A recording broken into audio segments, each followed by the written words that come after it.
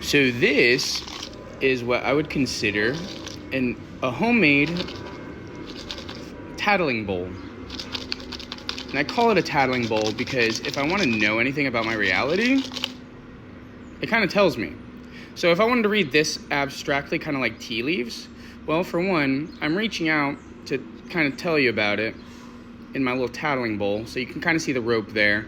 You can see that those star anise kind of look like tarantulas, fuzzy little tarantulas. And I do believe, in an abstract way, our reality is ran by transdimensional spiders, so it's as associated as such.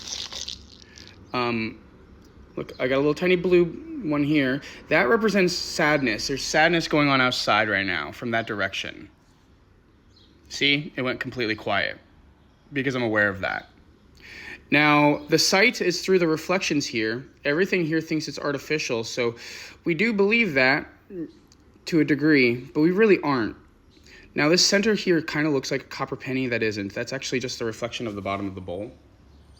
However, and I can actually read it from the bottom of the bowl too if I wanted to. If I wanted to have something really, really simple displayed to me. But the more complicated it is, actually, the more I enjoy it.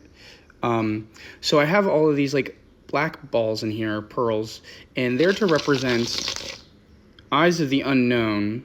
There is a small rainbow star in there to simulate happiness, growth, prosperity, longing, and pride and justice. Ooh.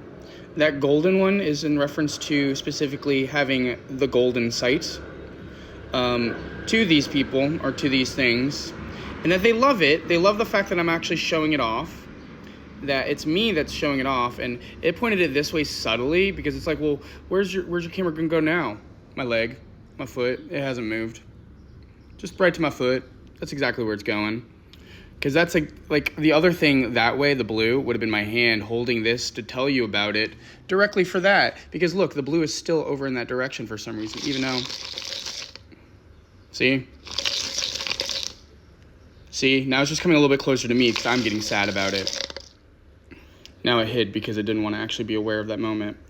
I have a tiny little piece of bracket that looks like gold. I actually represent and facilitate that specifically with gold because I do have other gold in here, but I do refer to that as what is considered good luck gold. Good luck gold, not money gold. I don't care really much about the prosperity of money, but I do know that other things and other people do, and that is actually one of the defining characteristics is how do we persevere. Well, we give ourselves reasons, and money is one of those. This is ominous over here. This is actually asking for my attention up here behind it. So to me, it looks like the silhouette of a duck that is giving birth to a golden egg. A dinosaur, potentially, with a feather of native culture. A gem in the rough. And then also this string here is it looks like right now in this moment, it's representing both a bridge, a mountain, a mouth, a fish, and a stepping stone. Mentally, a stepping stone. If you were able to actually go ahead and facilitate and understand identically how all that was for the string, then you would understand why it is a stepping stone towards such that answer. Yeah. The base of it is ground ginger and iodized salt, simply just so that way it can absorb moisture if necessary and also wick moisture when necessary. All of the ingredients except for some of them are, well, it's a good mixture of both artificial and natural. Ooh, look, I got a little frog. He actually looks like a frog in that moment, just perched up, staring at that gold butterfly. Oh, that's an adorable little depiction. I'm going to draw that. So this is actually what I see exactly in the bowl from this perspective. So as you can see here, right in the center, right above where that weird looking kind of chocolate looking star anise is, it kind of represents a frog looking down to the golden little metal piece that looks like a butterfly. And so representing it like that is actually how I can perceive it and see it. And then I also drew in the other pieces that are actually really important in the moment of this tattling bowl.